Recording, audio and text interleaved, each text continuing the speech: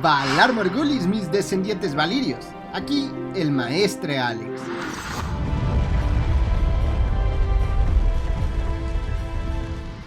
Tenemos una tremenda noticia. Supongo ya muchos se enteraron. La obra de teatro de The Mad King ya se estrenó. Y aunque intentaron mantener los spoilers bajo llave, fue imposible contener la cantidad de información que comenzó a filtrarse tras su estreno. Pero antes de entrar en materia, ¿qué es exactamente The Mad King? En pocas palabras, la obra nos lleva al año 281 después de la conquista, en vísperas del famoso torneo de Harrenhal, donde nobles de las grandes casas se reúnen en enormes banquetes, mientras entre romances, rumores, conspiraciones y rivalidades, se comienzan a gestar acontecimientos que cambiarán para siempre la historia de los 7 reinos. Cabe recalcar que Game of Thrones The Mad King, de George Martin, como está escrito en su título, fue supervisada por el autor y adaptada por Duncan Macmillan y dirigida por Dominic Cook. Ahora bien, hay algo muy importante que debemos aclarar. Esto es una adaptación o más bien una interpretación teatral. Por lo tanto, inevitablemente habrá cambios respecto a los libros. Pero eso no significa que todo lo que vemos sea inventado y que tampoco sea tomado en cuenta. Se ha dicho múltiples ocasiones que George Martin trabajó con el equipo para desarrollar la historia, y según se ha explicado, se buscó que los acontecimientos y la información presentada fueran lo más cercano posible a su saga literaria. Y vayamos con algunas fuentes que respaldan esto. Por ejemplo, en una entrevista con Deadline se afirmó lo siguiente: la obra se basa en hechos descritos en los libros, pero que ocurrieron varios años antes, lo que obligó a Duncan Macmillan a analizarlos minuciosamente, en busca de pistas para determinar quiénes asistieron, qué sucedió allí, qué relato era fiable, etc.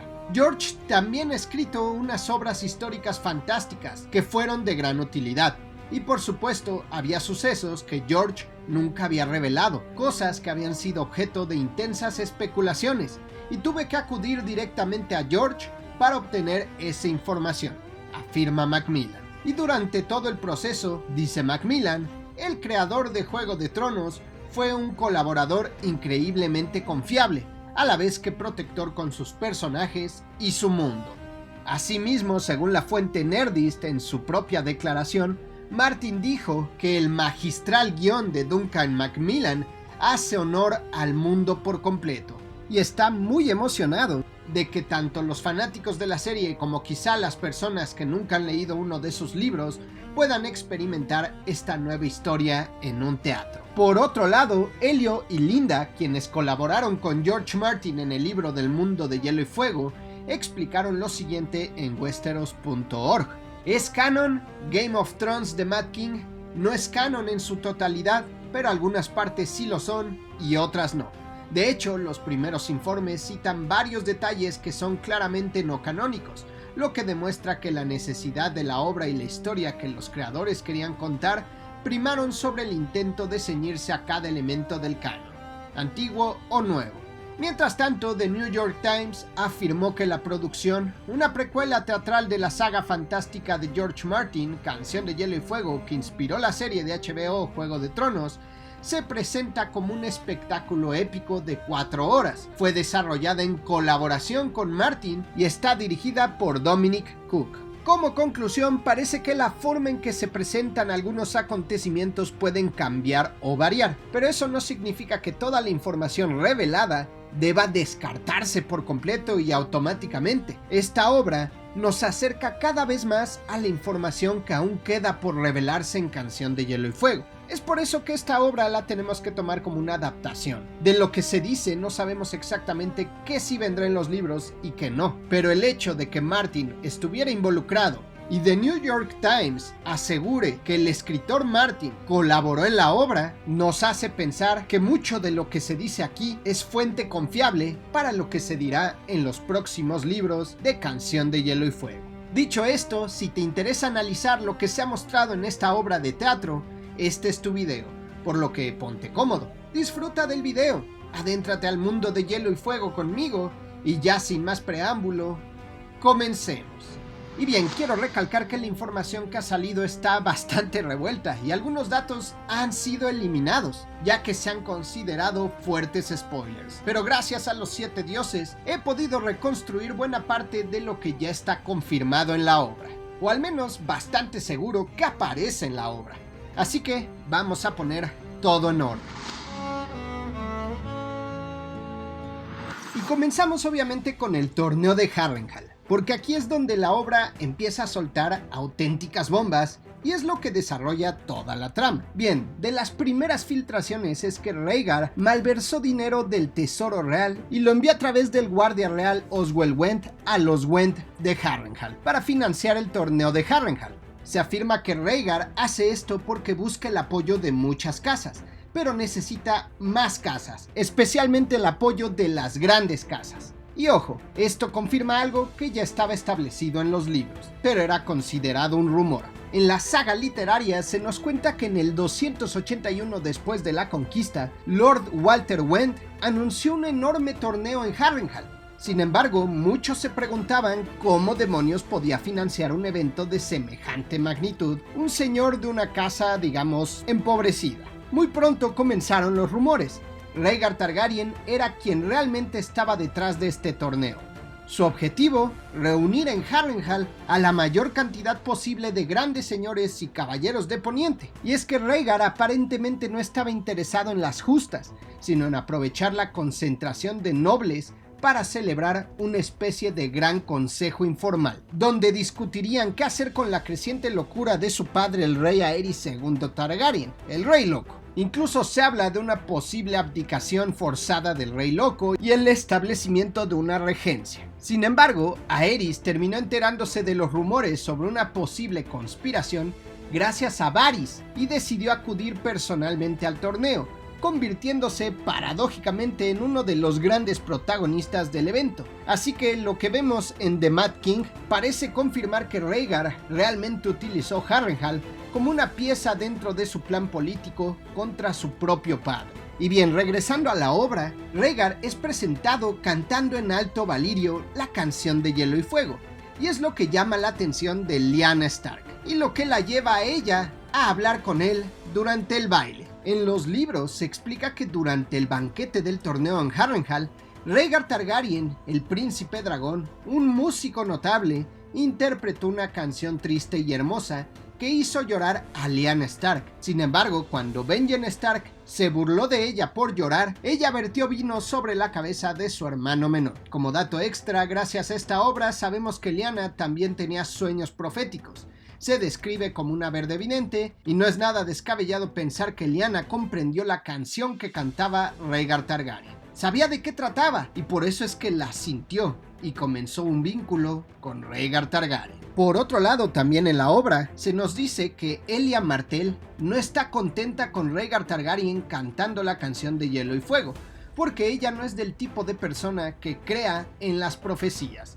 Y de hecho, constantemente le aconseja a Rhaegar Targaryen, su esposo, que no se deje cegar por ellas, y le dice que necesita ser puramente político en su plan. Esto obviamente no viene en los libros, pero confirma la presencia de Elia Martell en el banquete mientras Lyanna lloraba por la canción de Rhaegar Targaryen. Además de que parece que Elia conocía de los planes de Rhaegar para conspirar en contra de su padre, lo cual hablaremos más adelante. Y bueno, un dato curioso ya que hablamos de Lyanna, a Ned Stark aparentemente no le gusta que lo llamen Eddard y tiene la costumbre de insistir en que lo llamen Ned.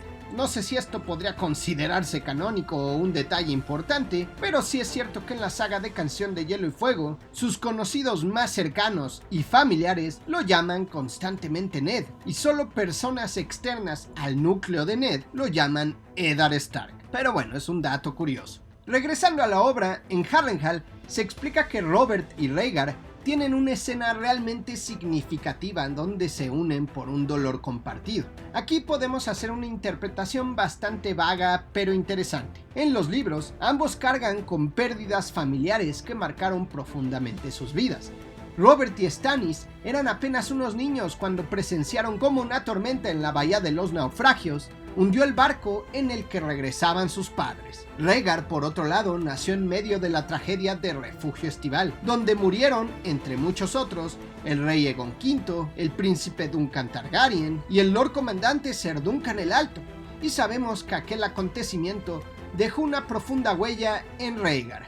Años después, solía regresar a las ruinas donde dormía bajo las estrellas y encontraba inspiración para componer canciones deprimentes sobre la muerte de reyes. Por eso, aunque la filtración de la obra no confirma que este sea específicamente el dolor al que se refieren, es bastante posible que ambos personajes conecten precisamente por haber crecido marcados por la muerte de sus ancestros. Y bueno, regresemos otra vez a la obra. Se confirma que durante el torneo de Harrenhal, Lyanna Stark es el caballero del árbol sonriente. Para quien no sepa, este personaje fue un caballero misterioso que luchó en el torneo de Harrenhal, defendiendo el honor de un lacustre Howland Reed. Este misterioso caballero desafió a 3 caballeros cuyos escuderos habían insultado y agredido al joven Howland Reed, y cuando los venció exigió que se les llamara la atención y se les castigara.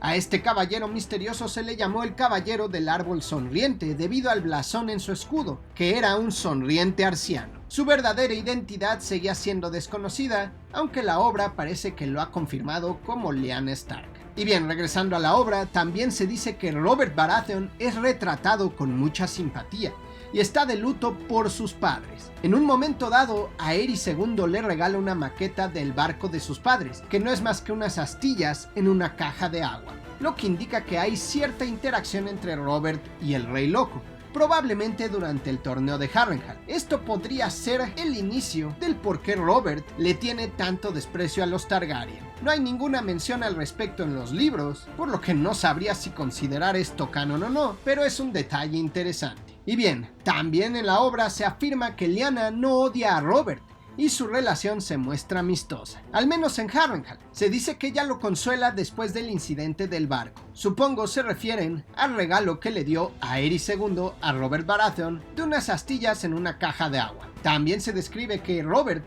es muy carismático y que Lyanna entiende su frustración. Y a pesar de que están comprometidos, ella ama a Rhaegar. Puede que de esta conversación surja la obsesión de Robert por Lyanna, pues la obra también dice que Robert y Lyanna se besan cuando ella intenta consolarlo después del asunto del regalo de Aerys. Sin embargo, ella lo muerde para alejarlo, lo que refuerza la idea de que Lyanna no amaba a Robert.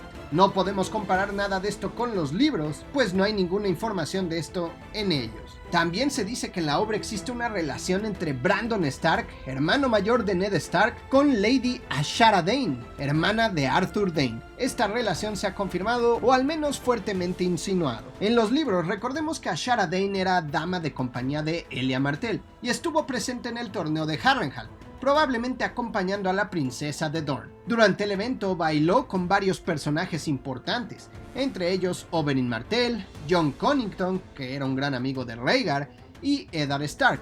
Esto después de que Brandon se acercara a ella en nombre de su hermano. Y aquí viene lo interesante. En los libros se asegura que Ashara y Ned se enamoraron en Harrenhal.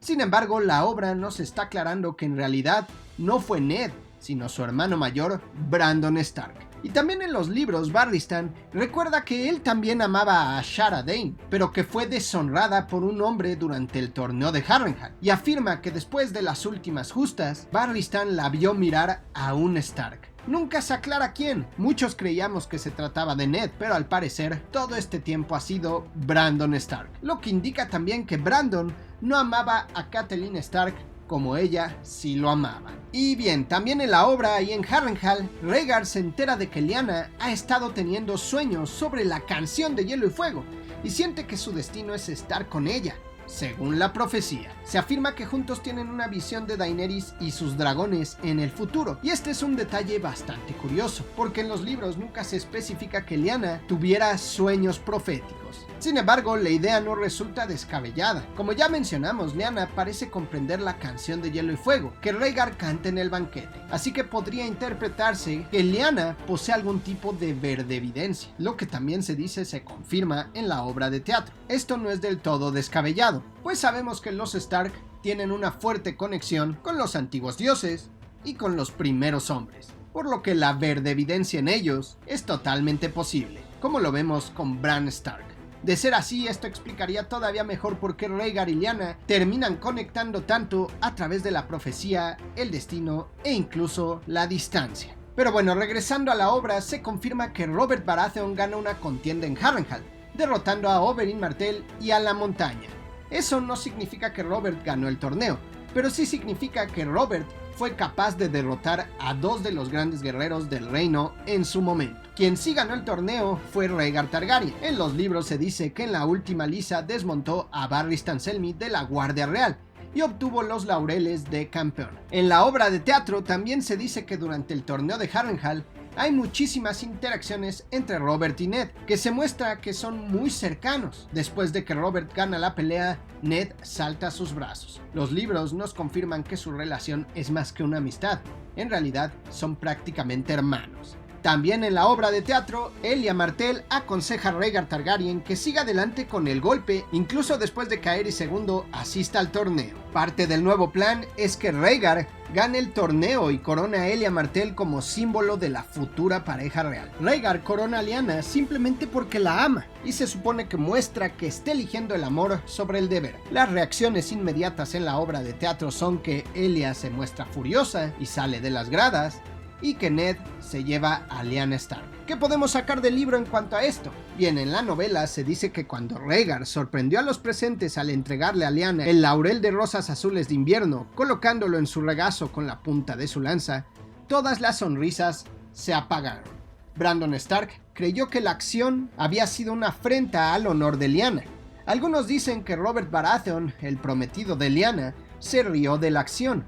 Sin embargo, quienes estaban más cerca de Robert afirman que reflexionó sobre el insulto y a partir de entonces sintió resentimiento hacia Rhaegar. Como podemos ver, en realidad no se dice mucho de las acciones de Ned y Elia en los libros, pero con la obra de teatro ahora entendemos qué pasó. Primero, Elia no es ninguna víctima. Es una mujer inteligente, astuta e incluso ambiciosa que está trabajando junto a Rhaegar para conspirar en contra del Rey Loco. Al parecer, a Elia no le molesta que Rhaegar nombre a Lyanna reina del amor y la belleza, sino que le molesta que no siga los planes que han ejecutado juntos solo por una fantasía amorosa. Además que también, hay que aceptar, es una ofensa pública a su persona. Mientras tanto, Ned, llevándose a Lyanna, puede ser el momento exacto en que Ned le cuestiona sobre la situación y que está comprometida con Robert. Aquí es donde probablemente Lyanna pudo confesarle a Ned el poco amor que sentía por Robert Baratheon, explicándole sus dudas sobre el futuro que tendría a su lado. Y de hecho, los libros nos dan una pista bastante clara. Y lo cito: Robert jamás se quedará con una sola cama. He oído que ha tenido un hijo con una chica del valle. El amor es dulce, Ned, pero no puede cambiar la naturaleza de un hombre. Y bien, ya que hablamos de Elia Martell, veamos todo lo que ha salido sobre ella. Probablemente es lo que más me emociona. En la obra se confirma que Elia Martell participa activamente en los planes de Rhaegar Targaryen para derrocar a Aerys del trono. La mitad de las ideas son suyas. Como les digo, en los libros no hay mucha información al respecto sobre Elia. Por la misma razón la veíamos como una víctima de los planes secretos de Rhaegar y de sus engaños. Sin embargo, la obra de teatro nos da una perspectiva totalmente diferente. Nos indica que Elia Martell nunca ha sido una víctima de los planes y oraciones de Rhaegar Targaryen, sino todo lo contrario. Elia Martell es una astuta mujer, similar a Doran Martell, que es su hermano. Elia ideó planes para derrocar a un rey loco junto a Rhaegar. Y no confundan lo que estoy diciendo. No digo que no fuera víctima del horrible asesinato a ella y sus hijos. Eso claro que es un hecho. Sino que no era víctima de las acciones de Rhaegar. Tanto ella como él sabían lo que hacían. Ella conspiraba, como bien lo haría un dorniense.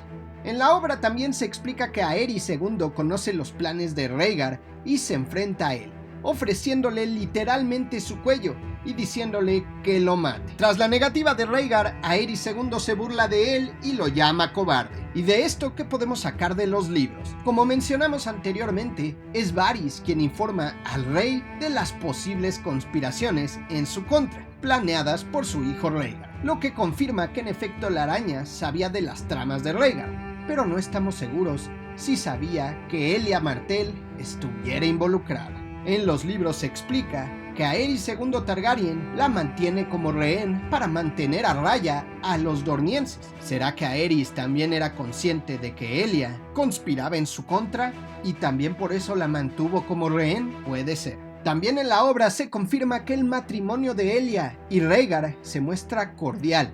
Él le confía sus sueños de dragones y en efecto es un matrimonio más político que de amor. Volvemos a lo mismo.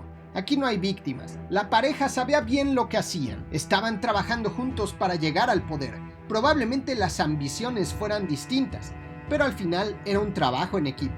Además de un matrimonio con mucha confianza, pues Rhaegar le confesaba las profecías a Elia. Y en efecto en los libros existe un fragmento sobre esto. Cuando Daenerys se encuentra en la casa de los Eternos, observa una habitación donde un hombre de cabello plateado está con una mujer y un bebé en brazos, a quien parece que le está explicando sobre la profecía del príncipe prometido, pues el hombre le revela a la mujer que el dragón tiene 3 cabezas y que hace falta uno más, por lo que parece que la obra nos está dando un dato canónico. En los libros, Rhaegar parece que en efecto hablaba de las profecías a Elia Martell y que Elia era consciente de eso. Ahora con la obra de teatro entendemos que esto no es una advertencia a Elia, sino parte de los planes de ambos. Y bueno, regresando a la obra, también se dice que Elia es muy astuta políticamente, y aunque su matrimonio con Rhaegar es cordial, ella lo ve como uno de conveniencia. Su principal interés es asegurarse de que la casa Martell esté en el poder. Aquí la obra está desarrollando una faceta del personaje que en los libros apenas si conocemos. En Canción de Hielo y Fuego, Elia es descrita como una mujer hermosa, delgada y de salud bastante delicada. Quienes la conocían la describían como amable, inteligente y bondadosa. Pero la obra de teatro parece mostrarnos que detrás de esa apariencia frágil también había una mujer astuta, ambiciosa y mucho más fría de lo que podríamos imaginar, pues su verdadero interés está en el poder. Y personalmente no puedo evitar compararla con su hermano Doran Martell, como ya mencioné anteriormente. Doran también es presentado como un hombre débil, enfermo, amable y excesivamente cauteloso, frágil en pocas palabras, como su hermana Elia. Sin embargo, detrás de esa fachada existe un hombre extremadamente paciente, calculador y ambicioso, que durante años ha estado preparando su venganza por la muerte de Elia Martell y ahora también la muerte de su hermano menor Oberyn Martell. Por eso creo que la obra podría estar mostrándonos a una especie de Doran Martell pero en versión femenina, alguien que no necesita levantar la voz ni blandir una espada para mover las piezas del tablero. Es una esencia totalmente dorniense, y si Elia realmente tenía esta faceta política que estamos viendo en la obra de teatro, no sería descabellado imaginar que ella y Doran podían haber trabajado juntos desde las sombras mucho antes de lo que pensamos, intercambiando información para asegurar el futuro de la casa Martell. Y bien, regresando a la obra, también se afirma que Elia Martell y Lyanna Stark se convierten en amigas y se hablan por correspondencia, mientras Lyanna se encuentra en la Torre de la Alegría. A Elia no le molesta la relación entre Rhaegar y Lyanna, y de hecho se menciona que a su esposo le da la idea de que tenga 2 esposas como Aegon el Conquistador, una por amor y otra por política. Curioso que se mencione la idea de Rhaegar con 2 esposas legítimas. Es algo que tenemos que tomar en cuenta. Recordemos que en la serie de Game of Thrones se muestra que Rhaegar se volvió a casar, por lo que esa idea, aunque permanece ambigua, sigue latente. Y bien, aunque esté confirmado que en la obra de teatro no se muestra ningún matrimonio, eso no significa que no existiera. Algunos espectadores lo niegan, y otros espectadores dicen que la idea existe para ocurrir fuera de escena, como que George Martin se ha querido guardar este tema para sus libros. Así que por lo visto, esto sigue siendo un tema muy ambiguo, por lo que tendremos que esperar hasta Vientos de Invierno o Sueño de Primavera para tener una respuesta. Pero lo que sí abre la puerta a que sí existiera algún matrimonio del que aún no sabemos nada en la obra de teatro, pues es que está implícita la idea de que Rhaegar tenga 2 esposas como idea de Elia Martell. Sabemos que con esto no podemos comparar los libros, pues no hay información sobre algún tipo de matrimonio o algo similar, pero a grandes rasgos no sabemos si existe una unión legal entre Lyanna y Rhaegar, pero según la información de los mismos libros, tener más matrimonios claro que es posible. Que a muchos les guste o a muchos no les guste, eso es otro tema, pero eso no ha impedido que existan.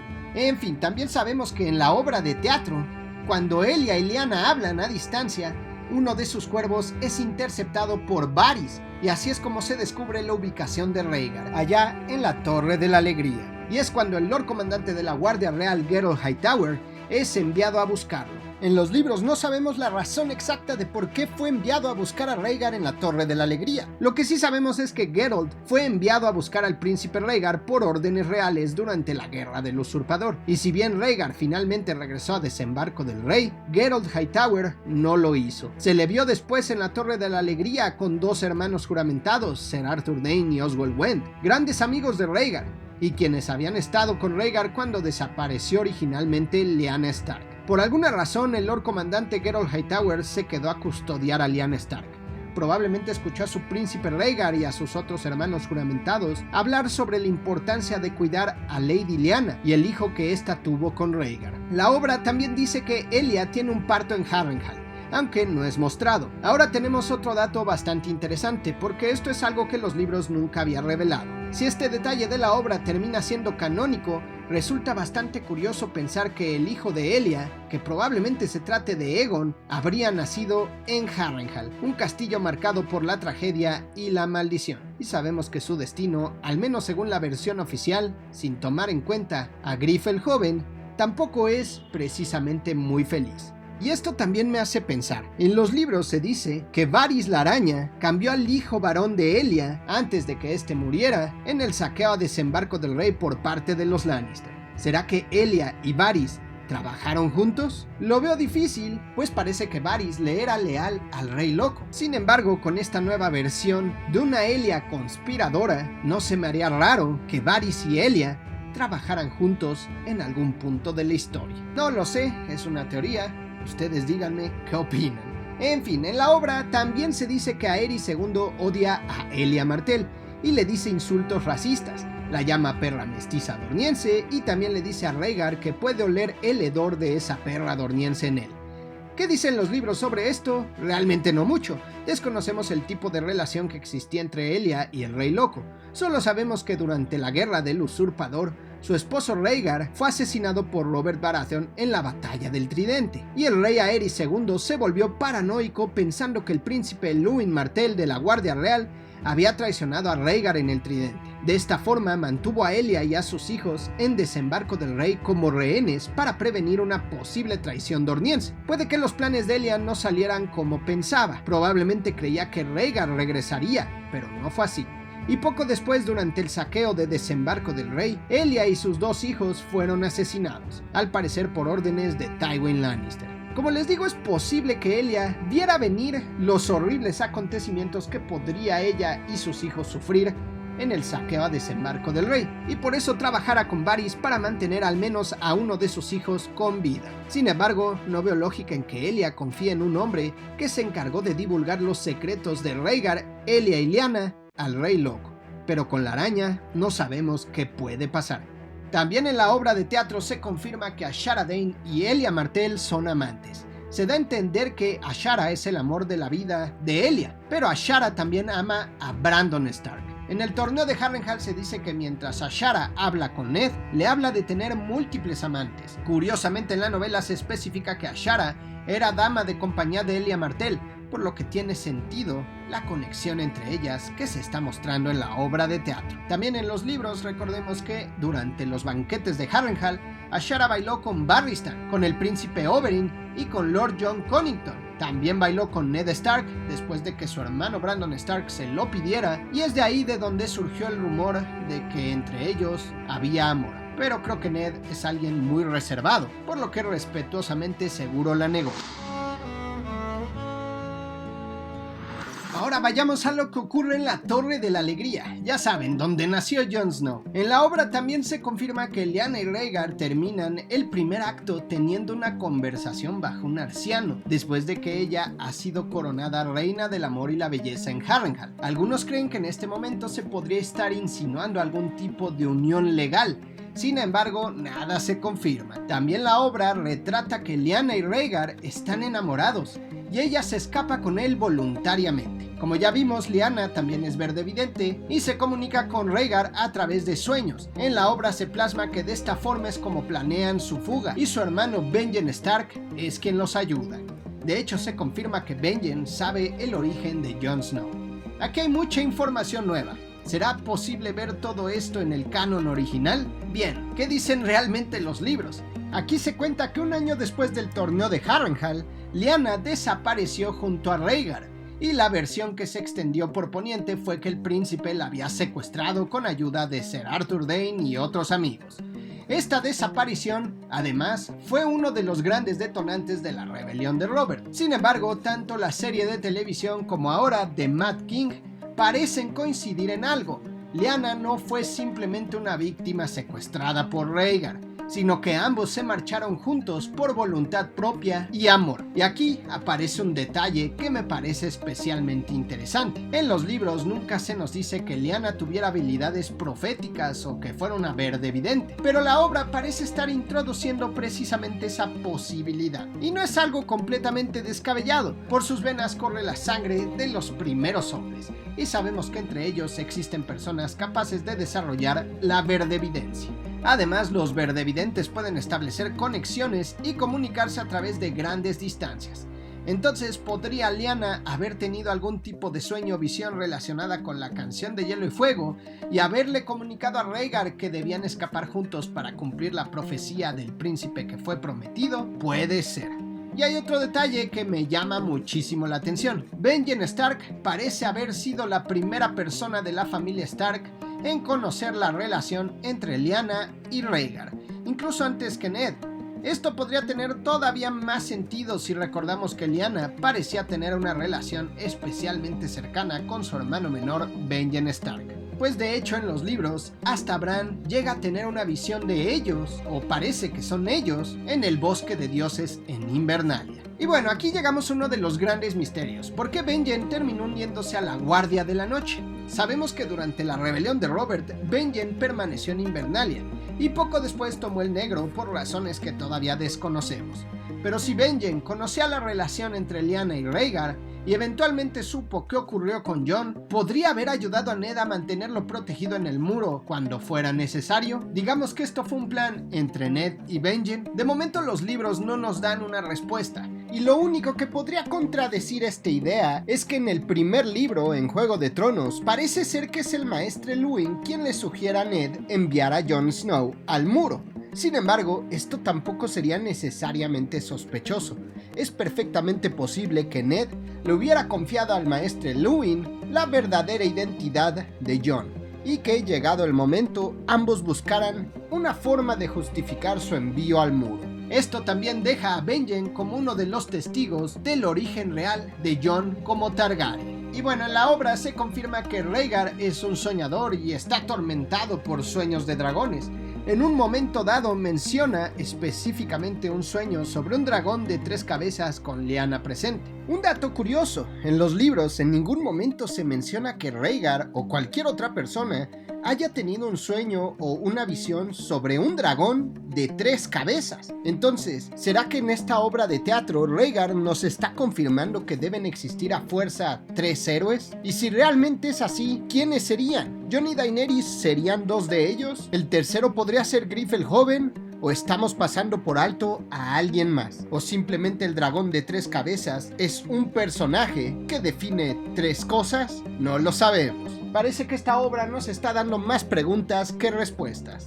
Pero bueno, la verdad es que la idea de que Rhaegar sea un soñador no es nada nuevo. Sabemos que Rhaegar estaba obsesionado con las profecías, por lo que es bastante acertado que tuviera sueños de dragón. También la obra confirma que Lyanna parece estar más interesada en descifrar la profecía que Rhaegar. Es ella quien llega a la conclusión de que el príncipe que fue prometido es su hijo, y lo quiere concebir con el propósito de obtener al príncipe prometido, pues cree que el hielo de la canción de Hielo y Fuego son los Stark. Probablemente Lyanna y Rhaegar, tras tener la visión en donde veían a Daenerys con los dragones, pensaron que esa sería su hija, pero al final pues sabemos que no fue así. Ahora, algo importante, el parto de Lyanna Stark no se muestra directamente. Lo único que vemos es a Lyanna en la Torre de la Alegría, justo cuando rompe aguas. De esta forma, la obra vuelve a confirmar uno de los grandes secretos de la saga. Jon Snow sí es hijo de Rhaegar Targaryen y Lyanna Stark, por lo que literalmente es un Targaryen y Stark por sangre. ¿Será el hielo y el fuego?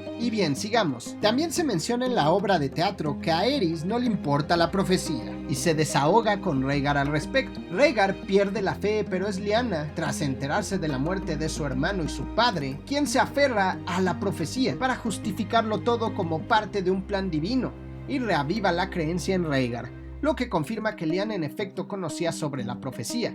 Su verdevidencia está marcada totalmente en la obra de teatro. Estaba convencida que ella era parte de eso. Y en la obra se dice que ella se culpa a sí misma, lo que nos indica que en efecto sabe que gran parte de la guerra es culpa de sus acciones. Sin embargo, la obra también dice que en última instancia lo ve como parte de un plan divino, como si los horrores estuvieran al servicio de algún propósito mayor, la profecía, su hijo. Se dice que la escena de la muerte de Lyanna y el nacimiento de Jon ocurren prácticamente de la misma manera que en la serie de Game of Thrones, con la única excepción de que no se confirma el verdadero nombre de Jon. ¿Será que al fin y al cabo sí se llamará Jon? Como dato curioso, hay una teoría que en verdad el nombre de Jon sí fue dado por Rhaegar y Lyanna en honor a un personaje omitido tanto en la serie como en la obra de teatro, Jon Connington, quien era el mejor amigo de Rhaegar Targaryen. En la obra se menciona que Jon Connington ha sido fusionado con Oswell Wend de la Guardia Real. En la serie simplemente fue omitido. Connington había sido exiliado después de fallar como mano del rey de Aerys II Targaryen. Actualmente en los libros, Connington se encarga de guiar al supuesto hijo de Rhaegar y Elia, Aegon Targaryen, a quien conocemos también como Griff el Joven, quien había sido supuestamente rescatado al final de la rebelión de Robert por Varys. Sin embargo, parece que este niño es un impostor y han hecho creer a Connington que es el verdadero hijo de su mejor amigo. Y bueno, en la obra de teatro también se confirma que los guardias reales y amigos del príncipe, Oswell Wend y Arthur Dayne, están involucrados en el plan de Rhaegar y Lyanna, y también parecen estar involucrados en los planes de derrocar al Rey Loco. Arthur se vuelve creyente de la profecía y cree que Jon es el elegido. Bastante lógico, pues en los libros se afirma que hay 3 guardias reales en la Torre de la Alegría: Arthur Dayne, Gerold Hightower y Oswell Wend, quienes se encuentran protegiendo el lugar y creyendo fielmente que su deber es ahí. Jon, claro, parece ser ese deber. En la obra se describe que en la Torre de la Alegría, Arthur Dayne se enfurece tras la muerte de Oswell Wend y mata a todos hasta que solo quedan él y Ned. Mientras luchan, Howland Reed se recupera del golpe que le dio Gerold Hightower y le corta la garganta a Arthur Dayne. Después, Ned lo remata. En los libros aún no sabemos nada de esta batalla, pero es curioso que la obra de teatro retrate algo muy similar a lo que se vio en la serie. Sin embargo, los libros dan pistas de que algo así sucedió, pues Ned Stark afirmó que no hubiera sobrevivido al combate de no ser por Howland Reed. Así que sí, es probable que lo que se ve en la serie y en la obra de teatro sea canónico en la idea de George Martin. Y por cierto, en la obra se dice que Bran, el hijo de Ned, hace una breve aparición. Se le puede oír gritar "padre" cuando Ned se encuentra en la Torre de la Alegría, igual que en la serie. Aquí también Ned no lo oye, pero se da cuenta de algún tipo de presencia. En los libros aún no se llega a este punto, por lo que no podemos debatir mucho al respecto. Y bueno, continuando con la trama de la Torre de la Alegría en la obra de teatro, en su lecho de muerte Lyanna le pide a Ned que no le cuente a Jon sobre ella, el amor que compartieron, ni sobre la profecía. Se afirma que Lyanna dice que él elija su propio destino. Parece que en la obra Lyanna al final entendió que Jon no debe forzar ninguna profecía, que el destino ya está marcado, y probablemente esa sea la promesa que le pide a Ned.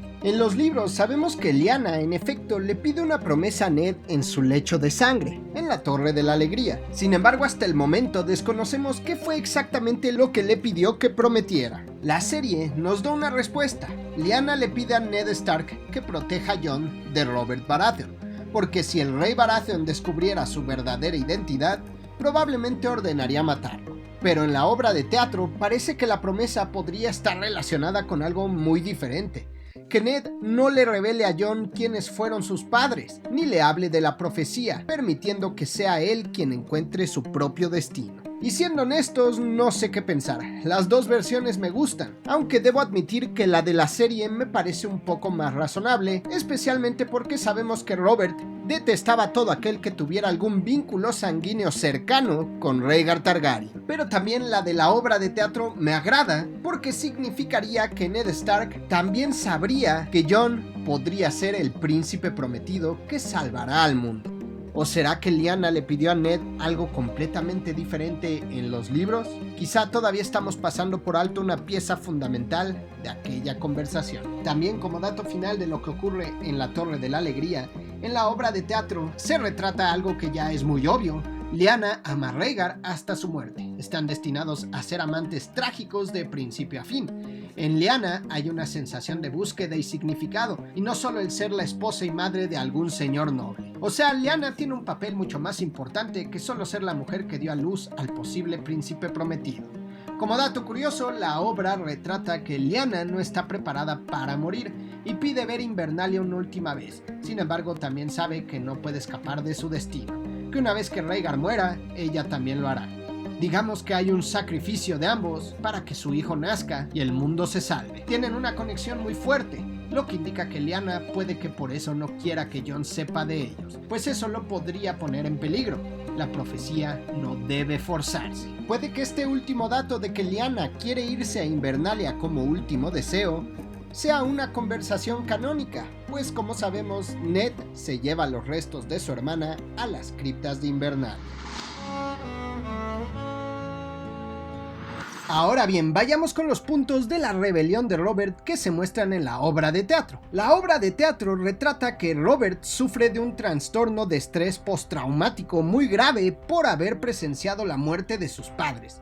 Tiene pesadillas recurrentes en las que se ahoga, la marea lo arrastra mar adentro y lo estrella contra las rocas. Se dice que a veces grita "¡La marea!" y se debilita. ¿Será esta la justificación a su adicción al alcohol? Recordemos que en efecto Robert presenció la muerte de sus padres junto a Stannis cuando eran niños. También en la obra se muestra la batalla del tridente a más detalle, y hay muchas escenas de lucha en la guerra, con un uso extenso de marionetas. Y aquí viene un tremendo dato. Rhaegar tiene un sueño con un dragón en medio de la batalla del tridente, que aparentemente lo distrae lo suficiente como para que Robert lo mate. Se dice que Rhaegar estaba a punto de vencer a Robert. Después también se dice que la forma en que Robert mata a Rhaegar es bastante brutal, que golpea su cuerpo con el martillo más de una docena de veces. Está lleno de rabia. Al final Rhaegar no dice el nombre de una mujer mientras muere, simplemente muere. Bien, ¿qué dicen los libros? Durante la batalla del tridente, el príncipe Rhaegar peleó con Robert Baratheon cara a cara, montados sobre corceles. Es considerado un legendario duelo,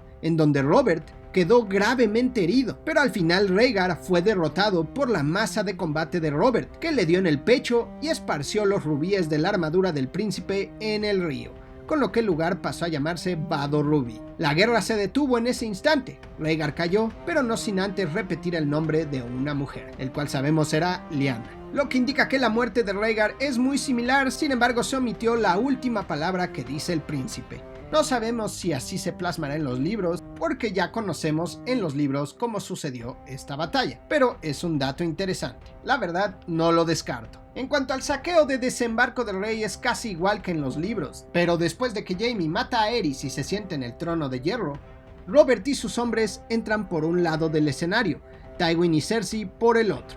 Aquí sí hay una pequeña contradicción con el canon, pues tenemos un cambio respecto a los libros, pues sabemos que Robert no está presente en este momento. En la novela, después del saqueo a Desembarco del Rey, Ned Stark es el primero en llegar al trono de hierro, poco después de que los hombres de Tywin Lannister ya se hicieran con la ciudad y de que Jaime se sentara en el trono de hierro. Robert llega posteriormente, ya que había resultado herido durante la rebelión, pero recordemos que esto es una adaptación teatral y probablemente este cambio se trata de una decisión tomada por cuestiones de ritmo. En lugar de hacer esperar al espectador hasta la llegada de Robert, la obra simplemente lo hace aparecer rápidamente y deja mucho más claro el mensaje de que el nuevo rey ha llegado y el poder está a punto de cambiar de manos. También se dice que la obra retrata a Ned y Robert en su desacuerdo canónico sobre las muertes de Elia y sus hijos. Ned no cree que fuera un acto correcto y creía que se debía castigar a los culpables, como también sucede en los libros, mientras que Robert no lo veía de igual forma. En la novela se dice que hasta sonrió cuando vio los cuerpos de los hijos de Rhaegar. Pero también se añade otro desacuerdo, cuando Robert ordena el asesinato de los hijos restantes del Rey Loco. Ned en la obra literalmente se arrodilla rogándole a Robert que no lo haga, lo que no parece ser canónicamente posible, pues en los libros, Daenerys en este momento aún no nacía. Lo único que retrata la obra de teatro sobre Azor Ahai, el príncipe prometido, o como quieras decirle, es que se trata de un tercer hijo. Se da a entender que Daenerys y Jon Snow son estos terceros hijos, concebidos la misma noche bajo un cometa rojo. La obra afirma que en la noche del cometa rojo, Rhaegar tuvo relaciones sexuales con Lyanna, concibiendo a Jon, y Aerys con Rhaella, concibiendo a Daenerys. En los libros nada de esto está confirmado. No sabemos nada de cometas rojos surcando el cielo mientras Jon y Daenerys eran concebidos. Pero la obra parece que nos da un tema ambiguo. Puede que Jon sea el príncipe prometido, puede que Daenerys sea la princesa prometida, o puede que ambos lo sean. Aquí hay un detalle que muchos están tachando de contradicción, pero técnicamente no puede serlo porque esto nunca se ha establecido de manera literal en los libros. Lo que sí tenemos es un aparente problema cronológico. Y me explico. Todo indica en la novela que Jon Snow nació meses antes que Daenerys, por lo que resulta prácticamente imposible que ambos hayan sido concebidos al mismo tiempo. Al final de la rebelión de Robert, Jon ya había nacido, mientras que Daenerys todavía estaba en el vientre de su madre. Entonces, ¿cómo podemos interpretar que la obra relacione sus nacimientos con la misma señal? Una posibilidad bastante sencilla es que el cometa rojo haya permanecido visible durante varios meses, por lo que perfectamente podría haber acompañado acontecimientos ocurridos en distintos momentos. Y aquí podemos ir todavía más lejos con la especulación. Quizá los nacimientos de ambos estuvieron relacionados con algún tipo de estrella sangrante, aunque de maneras diferentes. En el caso de Jon podríamos tener esa curiosa conexión con la espada Albor, una espada forjada a partir del material de una estrella caída, que en la Torre de la Alegría terminó ensangrentada. En el caso de Daenerys, la conexión con alguna estrella sangrante podría ser un poco más evidente, cuando supuestamente renace de entre las cenizas junto a sus 3 dragones mientras el cometa rojo cruza los cielos. Y así como esto podríamos interpretarlo con otras teorías. Así que podríamos tener 2 personajes nacidos en momentos diferentes, pero vinculados simbólicamente con una señal similar. ¿Es esto lo que quiso representar la obra de teatro? Puede ser, pues también es perfectamente comprensible que se haya comprimido los acontecimientos por necesidades de adaptación y hayan utilizado el cometa rojo como una forma visual de representar el nacimiento de los 2 grandes protagonistas de la profecía.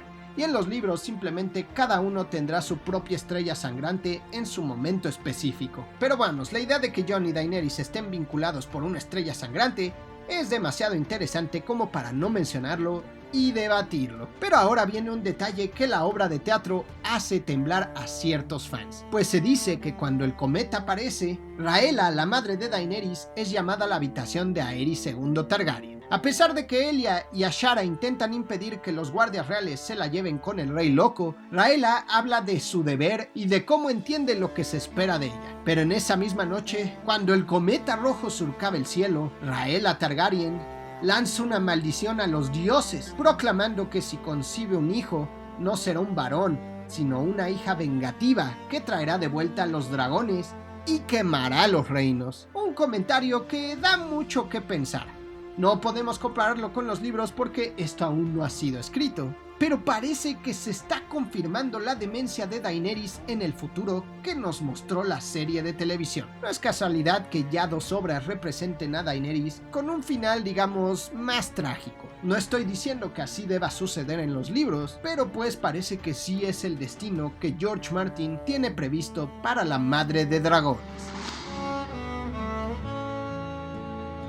En fin, y hablemos de los últimos puntos que prácticamente confirman lo que parece ser el final de la obra de teatro. Se dice que después de la Torre de la Alegría, Ned regresa a Desembarco del Rey y Robert se derrumba en los brazos de Ned sollozando, mostrando la gran amistad y amor por Lyanna. Algo que sí es canónico, pues en los libros se afirma que la amistad entre Robert y Ned se reavivó por su dolor mutuo debido a la muerte de Lyanna. También cabe destacar que no hay ninguna escena de Ned devolviendo a Albor a Ashara Dayne en Campo Estrella. Solo lo vemos ordenar que suceda. Esto significa que en la obra no vemos el suicidio de Ashara Dayne, que ocurre después de que Ned Stark viaja a Campo Estrella a regresar la espada Albor tras derrotar a Arthur Dayne en la Torre de la Alegría. Aún así, con lo que se ha filtrado al momento en cuanto a la obra de teatro, parece que ya tiene más sentido el suicidio de Ashara, como lo relatan en los libros, pues probablemente en la novela fue Ned quien le confirmó la muerte de Brandon Stark,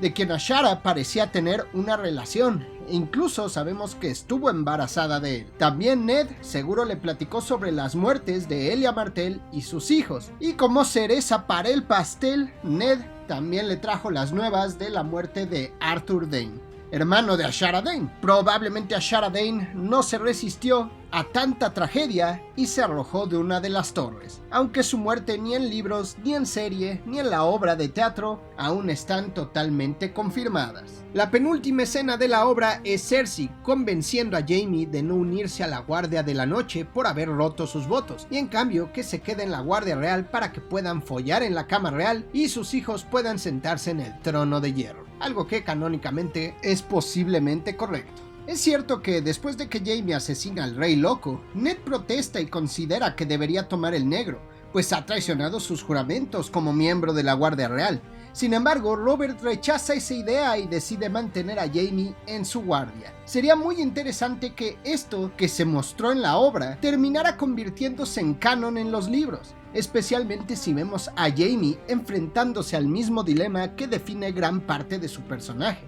hacer lo correcto y defender su honor y unirse a la Guardia de la Noche, o dejarse llevar por su amor hacia Cersei. Curiosamente se confirma que la última línea de la obra es Ned diciéndole Jon Snow a Catelyn Tully en el Bosque de Dioses de Invernalia. ¿Se nos querrá confirmar algo con este cierre? Siendo honestos, parece que gran parte de la obra está centrada en el personaje de Jon Snow. Y eso sería todo de momento, mis descendientes valirios. Si les gustó el video, por favor no olviden dejar su like, comentar, suscribirse y compartir. De esta forma me ayudarán mucho a seguir creando contenido. Nos vemos pronto en el próximo video. Valar Morghulis.